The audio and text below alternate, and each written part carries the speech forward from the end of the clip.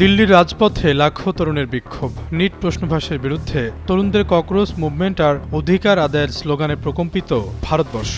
Lakh lakh Gen Z তরুণের এই দ্রোহের আগুনকে দাবানলে রূপ দেন একজন ৬০ বছর বয়সী মানুষ, লাদাখের সিংহপুরুষ সোনাম ওয়াংচুক, যার একটিমাত্র ডাকে রাজপথে নেমে আসে ছাত্র জনতার ঢল।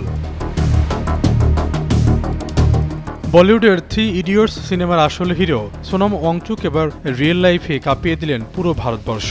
শিক্ষা ব্যবস্থার দুর্নীতির বিরুদ্ধে সংহতি জানিয়ে দিল্লির যন্তর মন্তরে টানা ২৬ দিন শুধু লবণ পানি খেয়ে অনশন করেন এই ম্যাগসাইসাইজ ওই বিজ্ঞানী। অনশনের ২০তম দিনে পুলিশ তাকে জোরপূর্বক হাসপাতালে নিয়ে গেলে ক্ষোভে ফেটে পড়ে আন্দোলনকারীরা। AKS অর্জন করল গিনেস ওয়ার্ল্ড রেকর্ডস।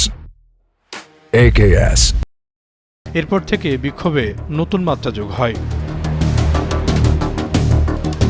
তরুণদের এই আন্দোলনের দামামা আর আন্তর্জাতিক মহলের তীব্র চাপের মুখে গভীর রাতে নতি স্বীকার করতে বাধ্য হয় নরেন্দ্র মোদী সরকার। প্রধানমন্ত্রীর লিখিত আশ্বাস আর শিক্ষামন্ত্রীর নাটকীয় পদত্যাগের পর অবশেষে অবসান ঘটে এই নজিরবিহীন অচল অবস্থার। টানা ২৬ দিনের লড়াই শেষে সোমবার হাসপাতাল থেকে ছাড়া পান সোনাম ওয়াংচুক। তবে পাহাড়ে ফেরার আগে তিনি সোজা চলে যান মহাত্মা গান্ধীর সমাধি রাজঘাটে। সেখানে বাপুর চরণে শ্রদ্ধা নিবেদন করে তিনি ঘোষণা দেন, অন্যায়ের বিরুদ্ধে তরুণদের জাগরণই ভারতের আসল শক্তি। সোনাম ওয়াংচুক হলেন ভারতের লাদাখের একজন বিখ্যাত প্রকৌশলী, উদ্ভাবক, শিক্ষা সংস্কারক এবং পরিবেশ কর্মী। তিনি মূলত লাদাখে অঞ্চলের শিক্ষা ব্যবস্থার আমূল পরিবর্তন এবং পরিবেশ বান্ধব ও টেকসই বিভিন্ন প্রযুক্তি উদ্ভাবনের জন্য বিশ্বজুড়ে পরিচিত।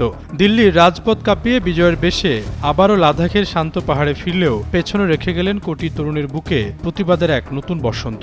বিশ্লেষকদের মতে এটি কেবল একটি প্রশ্ন ফাঁসের আন্দোলন ছিল না, বরং ভারতের ছাত্র রাজনীতি ও তরুণদের অধিকার আদায়ের ইতিহাসে এক নতুন মাইলফলক হিসাবে যোগ হলো।